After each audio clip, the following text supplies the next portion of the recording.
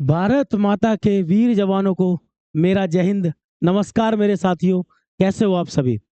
Set number 1 आप लोगों ने कर लिया। आज हम बात करेंगे सेट नंबर 2 की, लेकिन उससे पहले आप सभी तैयार हैं? कैसा लगा आपको सेट नंबर 2 जरूर बताना। और सेट नंबर 2 के साथ साथ आप ये जरूर बताना कि ये प्रैक्टिस आपको कैसी लग रही है, बढ़िया है या कुछ और भी चाहते हो। ठीक है, लेकिन आप सभी को पता है एग्जाम डेट आपके सामने है। सभी याद रखना, भारत माता के लाल आपको कहूंगा मैं। और आज आपके लिए 2 लाइनें मेरी तरफ से रहेंगी आप सभी के लिए। ठीक है भाई, चलिए तो बिना किसी देरी के हम सेट नंबर 2 करते हैं। और सबसे पहला पॉइंट मेरा आप सभी से, अगर आपको कुछ ब्लर दिखता है, कुछ क्वेश्चन समझ में नहीं आता है, या कहीं भी कोई दिक्कत आती है, तो आप मुझे कमेंट करके जरूर बताएंगे मेरे दोस्त। वाकई अगर आपको ये मेरी मेहनत, हमारी टीम की मेहनत अगर आपको पसंद आ रही है, तो जरूर लाइक करिएगा वीडियो को और इस परिवार को फैलाओ। अगर आपको लगता है कि आपकी क्लासेस अच्छी आ रही हैं, आपको समझ में आ रही हैं, तो इस परिवार को फैलाने का परिवार के सदस्यों का काम होता है। और आप इस परिवार के बहुत ही प्रिय सदस्य हैं, तो आप जरूर इस जिम्मे को उठाएं कि हम इस परिवार को फैलाएंगे। ठीक है भाई, रिकमेंडेशंस इसकी जाती हैं यूट्यूब के आपके देखने के अकॉर्डिंग, आपके लाइक करने के अकॉर्डिंग। अगर आपको पसंद आती है क्लासेस, भाई देखिए जबरदस्ती किसी बात की नहीं, पसंद आती हैं तो परिवार क्यों ना बढ़ाया जाए। ठीक है भाई, तो बस इतनी रिक्वेस्ट आप सभी से। और चलिए बिना किसी देरी के आज का सेट फिर शुरू करते हैं। लेकिन पहली शर्त क्या है दोस्त? हाँ, पहली शर्त है पेन एंड कॉपी। क्या है भाई? Pen and copy. ठीक है भाई, पेन एंड कॉपी उठाओ जल्दी से। और क्या चेक करेंगे साथी? अपना स्कोर चेक करेंगे। क्या चेक करेंगे? अपना स्कोर चेक करेंगे। जीके का चेक करेंगे कि जीके में आपके 15 में से कितने आ रहे हैं। और फिर मेरे दोस्त साइंस का भी चेक करेंगे कि साइंस में 15 में से कितने आप लोग अटेम्प्ट कर पा रहे हैं। तो चलिए फिर करते हैं बिना किसी देरी के, बिना किसी समय को गवाए आगे करते हैं टेस्ट को। ठीक है, देखो जरा पहला क्वेश्चन है दोस्त, किस या फिर निम्न में से किस वेद को भारतीय संगीत का जनक कहा जाता है? क्या बोला इसने? भारतीय संगीत का जनक कहा जाता है। अब भारतीय संगीत मतलब कि भाई जिसमें या जिस वेद के अंदर भारतीय संगीत का जिक्र हुआ हो साथी, आप सभी याद करें इसको कि क्या हो सकता है इसका आंसर। ठीक है भाई, चलिएगा। तो अगर हम देखें, अगर आपसे पूछे संगीत की, तो संगीत में क्या आया दोस्त? संगीत में आया स। क्या आया? संगीत में आया स। और से आते ही आप क्या याद कर लेंगे? सामवेद। क्या याद कर लेंगे? सामवेद। तो लगा लिया आप लोगों ने आंसर? इतनी देर में तो लगा लिया करो, ठीक है। हाँ, इतनी देर में आप आंसर लगा लिया करो, जितने में मैं समझाऊंगा आपको कुछ, जो भी उस क्वेश्चन से रिलेटेड बातें होंगी इतने आपको समझाऊं ना, इतने आप लोग अपना इसको लगा लिया करो। ठीक है, बिल्कुल। अच्छा, अगर आपसे पूछे ऋग्वेद का, तो ऋग्वेद में मिलेंगे आपको श्लोक। क्या मिलेंगे? श्लोक मिलेंगे इसके अंदर, श्लोक। इंद्र की पूजा है ना, बिल्कुल। यजुर्वेद में ये आता है दोस्त, तो क्या बन जाएगा? यज्ञ।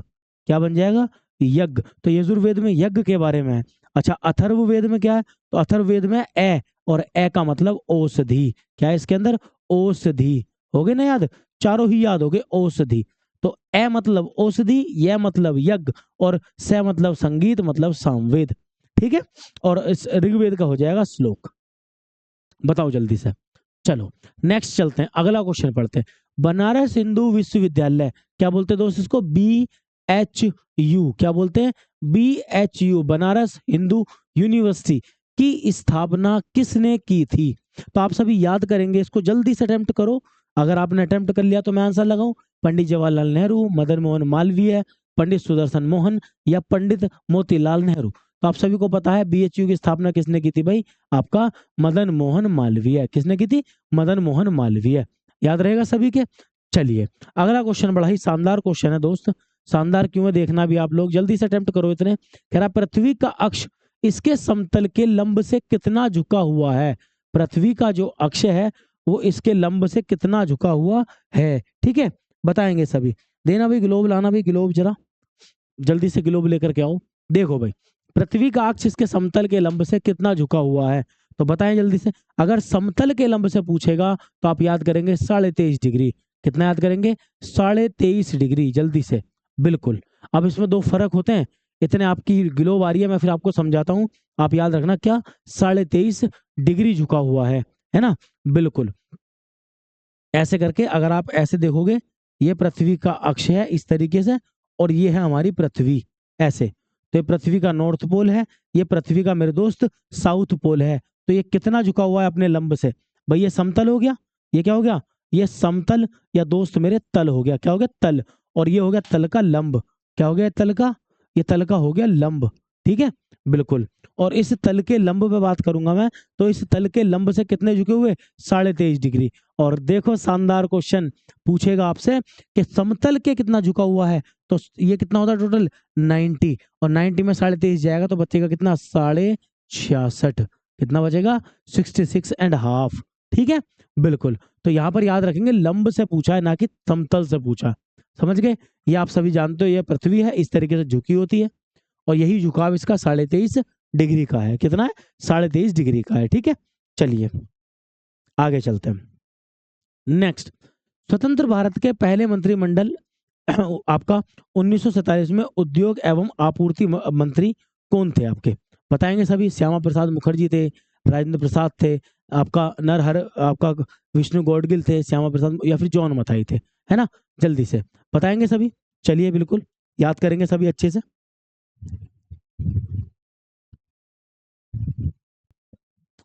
चलिए भाई करेंगे सभी। क्या होगा आपका?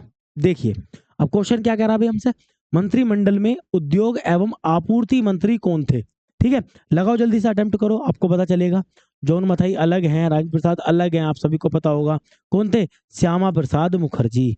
कौन थे? श्यामा प्रसाद मुखर्जी। ठीक है, याद रखना सभी। चलिए स्वतंत्र भारत के अंदर अब आता है अगला क्वेश्चन, पांचवा, एफआरपी का विस्तारित रूप क्या है? एक आपके एग्जाम में आता है एमएसपी, एक आता है एफआरपी। तो बताएंगे जल्दी से एमएसपी का या एफआरपी का मतलब क्या है? First report program, festival and remark program, foreign remuneration price, ये फेयर एंड रिम्यूनरेटिव आपके प्राइज। देखिए एफआरपी होता है दोस्त गन्ने का। किसका होता है? गन्ने का एफआरपी होता है। तो बाकी गन्ने के अलावा जो फसल होती है ना, उनका एमएसपी होता है, मिनिमम सपोर्ट प्राइस। क्या होता है? Minimum support price. ठीक है, याद रखना सभी। तो एफआरपी का मतलब क्या है? Fair and remunerative price. याद रखना सभी। चलिए अगला करते हैं। टेनिस की ग्रैंड स्लैम प्रतियोगिता में कौन सी घास के, या कौन सी जो आपकी प्रतियोगिता है वो घास के मैदान पे होती है? क्या पूछा भाई? कौन सी घास के मैदान पे खेली जाती है? अब देखो टेनिस के अंदर 4 ग्रैंड स्लैम होते हैं दोस्त, चारों के नाम हैं French open, Australian open, US open या विंबलडन, ऐसे। ठीक है, चारों के चारों यही टूर्नामेंट होते हैं जो जिन्हें हम ओपन कहते हैं। अब जरा एक बार देखो ध्यान से, इसने पूछा है घास पे कौन सी होती है, मैं आपको चारों बता रहा हूँ। अटेम्प्ट कर लिया आप लोगों ने? बिल्कुल अटेम्प्ट आपने कर लिया। तो आप याद रखना घास के मैदान पे होता है विंबलडन। कौन सा होता है? विंबलडन, जो लंदन में होता है। कहाँ पे होता है? लंदन में। लेकिन अब आप कहोगे सर इनका बता दो, तो इनका कैसे याद करोगे? फ्रेंच मारा है फे, और फे का मतलब होता है दोस्त फिसलना। क्या होता है? फिसलना। और फिसलते कहाँ हैं हम फिसलते हैं मिट्टी पे। कहाँ फिसलते हैं? मिट्टी पे। तो कहने का मतलब जो किले मिट्टी पर हो, क्या? जो किले मिट्टी पर हो, किले, वो होगा फ्रेंच ओपन, है ना भाई? French open. वहीं अगर मैं 2 देशों की बात करूं, दूसरे आपको पता है देश, कौन कौन से देश पता है आपको? जल्दी से देखो, आपको यूएस पता है और आपको ऑस्ट्रेलिया पता है। और दोनों के दोनों देश कैसे हैं? दोनों के दोनों विश्व में हार्ड देश हैं। कैसे देश है भाई? हार्ड। तो इसका मतलब हार्ड कोर्ट पे कौन सा होता है? यूएस और ऑस्ट्रेलियन ओपन हार्ड कोर्ट पे होते हैं। समझ गए? फिसलते किसमें? क्ले मिट्टी पर। और विंबलडन होता है हमारा घास पर। ठीक है, लंदन के अंदर। याद रहेगा सभी को। चलिए आगे चलते हैं, अगला क्वेश्चन पढ़ो। अगला क्वेश्चन है, रेमन मैग्सेसे पुरस्कार का नाम कौन से देश के पूर्व राष्ट्रपति के नाम पर है? आपको पता है रेमन मैग्सेसे पुरस्कार को एशिया का नोबेल भी कहते हैं। क्या कहते हैं? एशिया का नोबेल। याद रखना सभी, इसको बोलते हैं एशिया का नोबेल। लिख लो, इसको बोलते हैं एशिया का नोबेल। और जब एशिया का नोबेल है तो भी सीधी सी बात है एशिया का ही देश देता होगा, लेकिन यहाँ पे देश भी एशिया के ही लिख रहे हैं। एशिया का नोबेल पुरस्कार। ठीक है, याद कर लेना सभी, एशिया का नोबेल पुरस्कार इसको कहते हैं। दिया कहाँ जाता है? तो फिलीपींस के जो पूर्व राष्ट्रपति थे उनके नाम पर इसको दिया जाता है। ठीक है, जो फिलीपींस के पूर्व राष्ट्रपति थे ना, उनके नाम पर इसको दिया जाता है। आगे देखो नेक्स्ट आपका कह रहा श्वेत पत्र का क्या मतलब है? तो देखो जो सरकारी अधिकारी पत्र है ना, जो अधिकारी दस्तावेज हैं, ये आपसे पूछे जाते हैं। मैं आपको क्लास में कराऊंगा, जैसे 7-8 क्लास हमने कर ली है, ऐसी एक हम क्लास और भी करेंगे। ठीक है, अब जरा देखो ध्यान से, कह रहा है श्वेत पत्र क्या है? अखबारी कागज है, किसी देश की कागज के नोट की मुद्रा है, लिखने के लिए प्रयुक्त खाली कागज है, या सरकार के द्वारा जारी दस्तावेज जिसमें महत्वपूर्ण मुद्दों का विस्तृत विवरण हो। अब आप खुद सोच के देख लो कि इसमें सबसे ज्यादा पढ़ा लिखा आंसर क्या मिल रहा है। भाई मेरे साथी हमेशा याद रखें, जब भी ऐसे क्वेश्चन आएंगे ना तो पढ़े लिखे ऑप्शन के साथ चले जाना, आपका 99% आपका आंसर सही हो जाएगा। ठीक है ना, 99% मैं आपको सच्ची बता रहा हूँ। चलिए नेक्स्ट आपका, अच्छा चलिए आगे देखते हैं। अब अगला क्वेश्चन क्या है भी हमारा, अगला क्वेश्चन है आपका, हिमाचल प्रदेश की राजधानी शिमला में भारत की तत्कालीन प्रधानमंत्री इंदिरा गांधी तथा पाकिस्तान के नेता जुल्फिकार अली भुट्टो के बीच शिमला समझौता कब हुआ था। अच्छा क्वेश्चन है भाई। आप सभी जानते हो कि इंदिरा गांधी के समय पे, कब भाई, इंदिरा गांधी के समय पर हुआ था आपका कौन सा, भारत पाकिस्तान का 1971 का युद्ध। क्या हुआ था भाई, 1971 का युद्ध, जिसमें पाकिस्तान के हमने गुर्दे छील दिए थे, है ना भाई, गुर्दे छील दिए थे। हमारे सैनिकों ने 93,000 सैनिक, कितने, पाकिस्तान के 93,000 सैनिकों का सरेंडर कराया था, और उन पाकिस्तान के सैनिकों को लेने के लिए आए थे जुल्फिकार अली भुट्टो। तो इनका समझौता जो हुआ वो शिमला में हुआ था। शिमला में कब हुआ था, अब 1971 में वॉर हुआ है दोस्त, और जस्ट अगले ही साल आपका 1972 में ये समझौता हुआ था। कब, 1972, 2 जुलाई 1972 में इसका समझौता हुआ था, शिमला समझौता। अच्छा इसे क्यों याद करना है, तो अभी आपको बताया ना कि फिर दोबारा से गुर्दे छीले पाकिस्तान के भाई, पाकिस्तान के 2025 में दोबारा गुर्दे छील दिए। कैसे, ऑपरेशन सिंदूर, याद कर लेना सभी क्या, और याद क्या करना, मेरे फौजियों को ना याद होगा और किसको याद होगा भाई, ऑपरेशन सिंदूर, है ना, बिल्कुल सिंदूर। और इस सिंदूर में दोबारा इनका बक्कल उतार दिया। और जब उन्होंने पहलगांव पर अटैक किया था पाकिस्तान के जो आतंकवादी आए थे, तो भारत सरकार ने क्या किया, इस शिमला समझौता को खत्म कर दिया, इस शिमला समझौते को खत्म कर दिया। अब जब इस शिमला समझौता खत्म हो गया तो सीधी सी बात है, शिमला समझौता करंट में आ गया दोस्त। अगले ही महीने आपका एग्जाम भी है, तो आपको याद होना चाहिए, नहीं होना चाहिए, खुद सोच के देखो। तो आपको शिमला समझौता पता होना चाहिए कि किस किस के बीच हुआ है, कौन कौन प्रधानमंत्री थे, और यह हुआ कब था, है ना, याद रहेगा सभी को, बढ़िया। चलो नो तो तुम भाई, यूं तो हम होशियार हैं। चलिए आगे देखते हैं जरा, निम्न में से किस महाद्वीप को नई दुनिया भी कहा जाता है। नई दुनिया, न्यू इंडिया, मतलब न्यू वर्ल्ड कहते हैं, क्या कहते हैं, न्यू वर्ल्ड। अब न्यू वर्ल्ड किसको कहते हैं दोस्त, जल्दी से लगाओ, किसको कहते हैं, एशिया को कहते हैं, यूरोप को कहते हैं, नॉर्थ अमेरिका या फिर उत्तरी अमेरिका को कहते हैं, अफ्रीका को कहते हैं। तो किसको कहते हैं दोस्त, ये कहते हैं आपका नॉर्थ अमेरिका को, किसको, उत्तरी अमेरिका को न्यू वर्ल्ड कहते हैं। क्या कहते हैं, न्यू वर्ल्ड, याद रहेगा। चलिए क्वेश्चन नंबर 11 करेंगे, एशिया का पेरिस किसे कहा जाता है, जल्दी से बताएंगे, है ना, बताएंगे क्या आप लोग, बस अटेम्प्ट कर लो, जल्दी कोशिश करेंगे आप लोगों से लाइव रूबरू हो, आपके नाम जाने, आपका काम जाने, आपकी पढ़ाई को जाने, है ना, आपकी कमेंट्स के साथ आपसे जुड़े, बहुत जल्दी ट्राई करेंगे, ठीक है। लेकिन पहले वही तो मैंने कहा ना, परिवार को बढ़ाएंगे, पहला पर्पस है परिवार को बढ़ाना, और उसके बाद सामने रूबरू आना, ठीक है, बिल्कुल। चलिए देखिए जरा, एशिया का पेरिस किसे कहा जाता है, अच्छा पॉइंट अभी। अब याद रखना आप लोग, एशिया का पेरिस कहते हैं दोस्त किसको, थाईलैंड को, किसको कहते हैं, थाईलैंड को एशिया का पेरिस कहते हैं। काफी अच्छा शहर है, काफी डेवलप शहर है, याद रखना सभी, थाईलैंड को कहते हैं एशिया का पेरिस। अगला क्वेश्चन पॉलिटी से है आपका, लोकसभा में राष्ट्रपति द्वारा कितने सदस्य मनोनीत किए जाते हैं। अब क्या करते हैं, अब इस क्वेश्चन को आप अटेम्प्ट कर लो पहले, 10, 2, 15, 20 कर लिया। देखो अगर आए किए जाते हैं तो ये क्वेश्चन गलत हो जाएगा, क्यों, अब आएगा इसमें किए जाते थे, क्योंकि अब ये खत्म हो चुका। कब खत्म हुआ सर, 2020 में। कब खत्म हुआ था, 2020 में। कौन से संशोधन से हुआ था सर, तो संविधान के अंदर हमारा 104वां संविधान संशोधन किया गया था, ठीक है, याद रहेगा सभी को, कौन सा 104वां संशोधन, और उसी से फिर इसको खत्म भी कर दिया। लोकसभा के अंदर आपका 2 एंग्लो इंडियन मेंबर्स, कितने, 2 पहले कितने होते थे, 2 होते थे, अब क्या हुआ इनका, अब ये खत्म कर दिया, अब इनकी कोई आपका अपॉइंटमेंट इनका नहीं होता, ठीक है।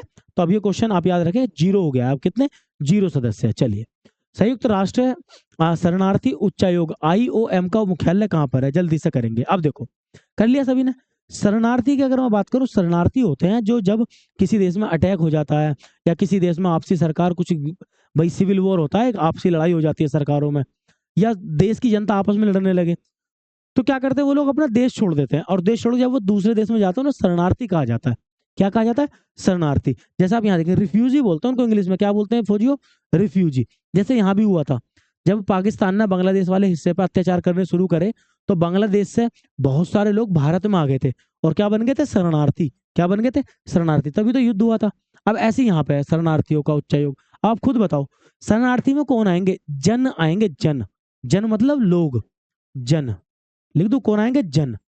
और जन जो आएंगे वो जन कहाँ जाएंगे दोस्त? जिनेवा। कहाँ जाएंगे? जिनेवा। ये रहा ना, लो आ गया जिनेवा, करो इसे जिनेवा। हो गया ना याद? बिल्कुल, ये रहा जिनेवा। तो जन कहाँ जाएंगे दोस्त? जिनेवा। तो जिनेवा हमारे याद होगा स्विट्जरलैंड। कहाँ पर? स्विट्जरलैंड। तो जन जाएंगे हमारे जिनेवा में। और बताओ कैसी रही? बढ़िया याद होगा इन सभी को। आगे मीन कैम्फ। मीन कैम्फ नामक पुस्तक के रचयिता कौन है भाई? बहुत खतरनाक आदमी है। अब मीन है तो इन्होंने क्या करा? मीन बना दिया सबका द्वितीय विश्व युद्ध में। और नाम क्या है? हिटलर। क्या नाम है? हिटलर। मेरा संघर्ष। भाई तुम्हारा क्या संघर्ष था? तुमने तो पब्लिक का ही मोर बना दिया था। ठीक है, तो हिटलर। अब आता दीन बंधु के नाम से कौन जाने जाते हैं? अटेम्प्ट करो जल्दी से। दीन बंधु, देश बंधु नहीं, दीन बंधु। अब देखो आपसे पूछेगा बंग बंधु। क्या पूछेगा? बंग बंधु। अब देखो आज की एक ही चीज में 4-5 क्वेश्चन मिल गए। बंग बंधु, मैंने कहा था ना कि पाकिस्तान ने बांग्लादेश पर अत्याचार किए थे और उन अत्याचारों से शरणार्थी भारत में आए थे। बस उन शरणार्थियों को उन बांग्लादेश में लीड करने वाले में जो आपके नेता थे शेख मुजीबुर रहमान, इन्हें बंगाल का बंधु कहा गया था। क्या कहा गया था? बंगाल का बंधु, आपका बंग बंधु। चितरंजन दास को क्या कहते हैं? देश बंधु। क्या बोलते हैं? देश बंधु।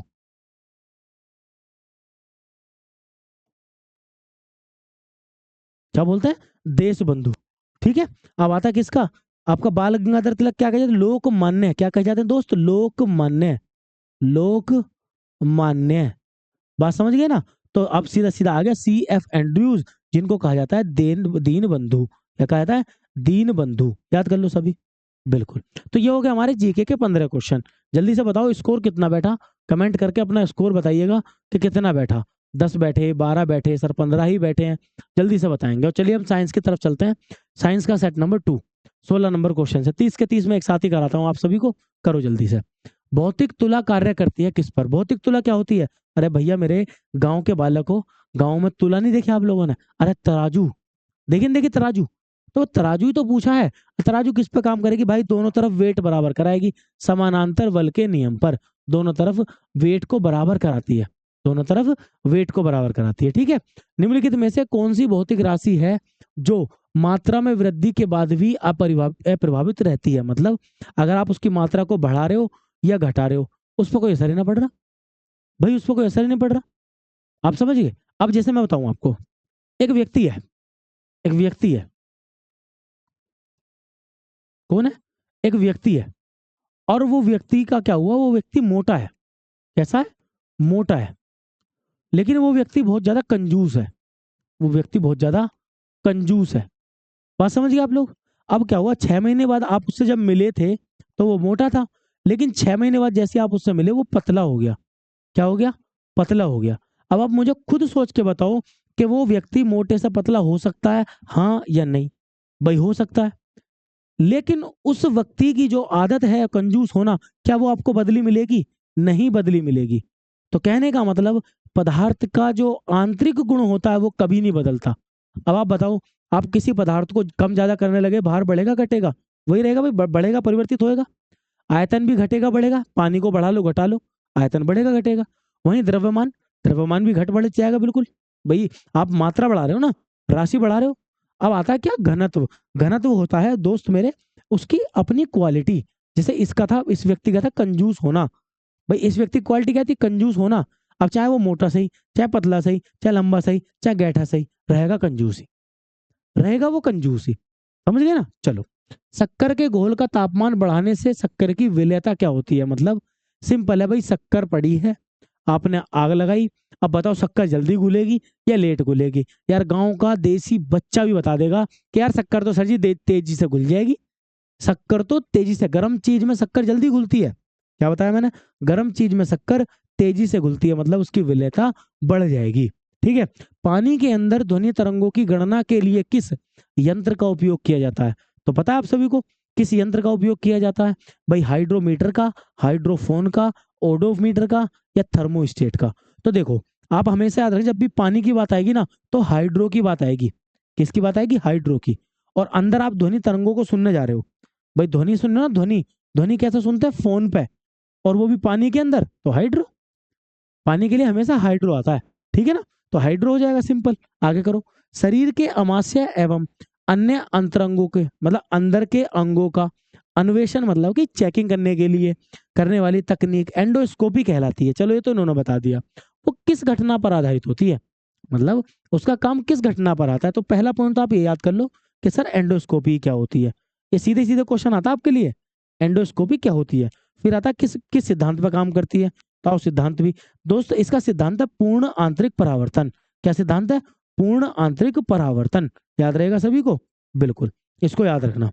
इसे कहते हैं पूर्ण आंतरिक परावर्तन, ठीक है ना? चलिए आगे चलते हैं, नेक्स्ट क्वेश्चन करो। 20 हो गए हमारे, है ना? अब चल रहे 25 की तरफ। प्रदीप्त प्रकाश नलिका, इसको बोलते हैं CFL। CFL मतलब ट्यूबलाइट। और ट्यूबलाइट में कौन सी गैस भरी होती है? Organ, neon, oxygen, nitrogen. पिछले पिछले ही सेट में मैंने आपको कराया है। इसका आंसर सारे दोस्त मेरे लगा चुके होंगे। आंसर क्या होगा? ऑर्गन। क्या होगा आंसर? ऑर्गन, ठीक है। चलिए, अम्ल वर्षा मुख्यतः किस गैस के कारण होती है? Acid rain. देखिए दो कारक होते हैं इसके, NO2 और SO2। तो NO2 तो इसमें दे नहीं रखा, तो आप क्या लगा देंगे? SO2 लगा देंगे। क्या लगा देंगे? SO2। तो आंसर क्या हो जाएगा इसका? SO2। SO2 कारक होता है, दो होते हैं, NO2 और SO2, ठीक है। चलिए, जिप्सम का रासायनिक नाम क्या है? आपने पिछले ही टेस्ट में लगाया होगा जिप्सम का फॉर्मूला। क्या लगाया था? जिप्सम का फॉर्मूला, है ना? और जिप्सम का फॉर्मूला क्या था दोस्त? CaSO4, CaSO4 डॉट 2H2O, यही तो था, 2H2O। अब यहां मिल गया हमें CaSO, तो कैल्शियम सल्फेट। क्या मिला? Calcium sulphate. तो क्या हो जाएगा इसका आंसर? रासायनिक फॉर्मूला या नाम बन जाएगा इसका आपका कैल्शियम सल्फेट, ठीक है। बॉक्साइट किस धातु का अयस्क होता है? लगाओ जल्दी से। टीन का, तांबे का, जस्ते का या फिर एल्यूमिनियम का? लगा लिया। देखिए बॉक्साइट से बनता है एल्यूमिना। क्या बनता है? एल्यूमिना। और फिर एल्यूमिना से बनता है एल्यूमिनियम। क्या बनता है? एल्यूमिनियम। याद रहेगा। स्टील को कठोरता प्रदान करने के लिए उसमें किसकी मात्रा बढ़ाई जाती है? मतलब जब स्टील को मजबूत बनाया जाता है ना, तो स्टेनलेस स्टील बनाते हैं, मजबूत स्टील बनाते हैं, तो दोस्त उसमें क्या मिलाते हैं? सिलिकॉन, क्रोमियम, कार्बन या मैग्नीज? तो याद रखना उसमें मिलाते हैं दोस्त कार्बन। क्या मिलाते हैं? कार्बन, ठीक है। याद रहेगा सभी को। अगर आपको प्रैक्टिस सेट चाहिए बता देना। अगर आपको इसकी PDF चाहिए तो पिनाका अकेडमी ऑफिशियल का टेलीग्राम चैनल है, ज्वाइन कर लो, वहीं मिल जाएगी। मैं डलवा दूंगा सेट नंबर 1B और 2B, ठीक है। चलो आगे करो। नेक्स्ट आपका लास्ट क्वेश्चन हमारे, नदियां। भाई नदियों, तालाबों आदि में पाए जाने वाले जलीय हरे पौधों को क्या कहते हैं? आपने देखा ना, आपके गांव के आसपास छोटी मोटी नदी होगी, जोड़ होगा, तालाब होगा, उसमें आपने देखा होगा क्या होता है उसके अंदर? तो उसके अंदर दोस्त होती है क्या? शैवाल, एल्गी। क्या होती है? एल्गी। याद रखना उसे क्या कहते हैं? एल्गी, शैवाल। चलिए, ORT कहाँ होता है? अब देखिए ORT में आ रहा है ओरल रिहाइड्रेशन। हाइड्रे मतलब पानी, थेरेपी।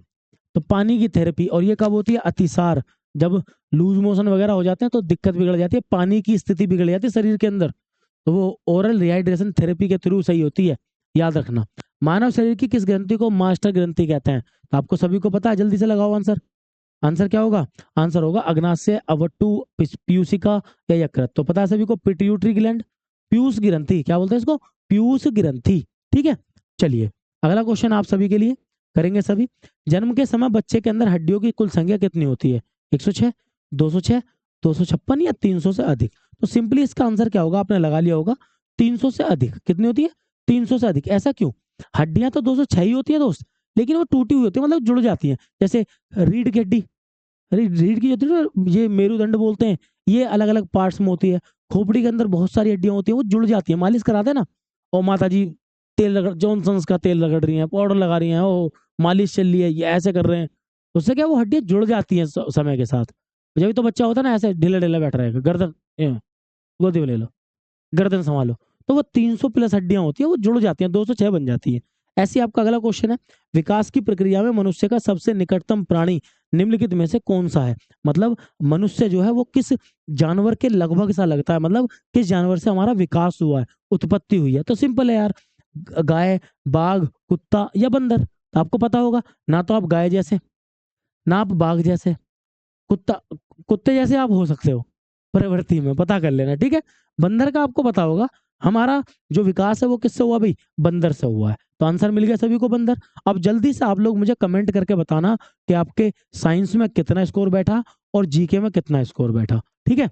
जल्दी से आप लोग मुझे कमेंट करके जरूर बताना भी दोस्त, तभी मेरी मेहनत कामयाब होगी। और पढ़ाने का मजा परिवार, बड़े परिवार में है कि भाई अपना परिवार बढ़े और अच्छे से पढ़ाया जाए, खूब बढ़िया तरीके से, और लाइव मिलकर पढ़ाया जाए। तो कैसी लगी वीडियो आपको जरूर लाइक करिएगा, शेयर करिएगा, चैनल को सब्सक्राइब कर लो ताकि लगातार आपको ये वीडियोस मिलते रहे। मिलता हूँ सेट नंबर 3 के साथ, तब तक के लिए जय हिंद मेरे फौजियों।